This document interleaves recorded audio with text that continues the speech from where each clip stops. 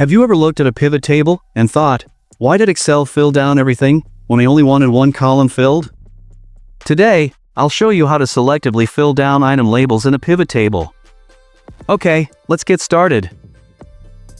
Let's start with a realistic sales data set. I'll click anywhere inside the data, go to the Insert tab, and select Pivot Table. I'll place it in a new worksheet, and click OK.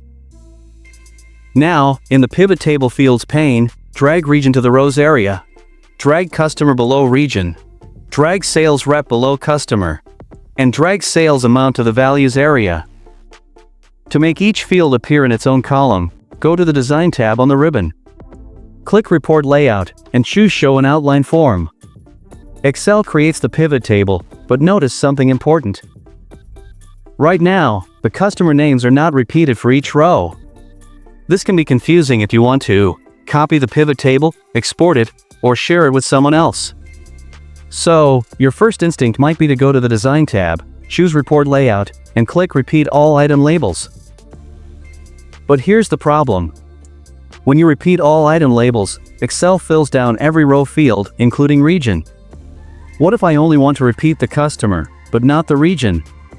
This is where most Excel users get stuck. Here's the correct and professional way to do it. Click on any customer name inside the pivot table. Right-click, and choose Field Settings. In the dialog box, go to Layout and Print. Check Repeat Item Labels. Finally, click OK. Now look at the pivot table. Only the customer column is filled down. The region column remains clean and grouped, exactly the way we want. This is called Selective Fill Down, and it gives you total control over how your pivot table looks.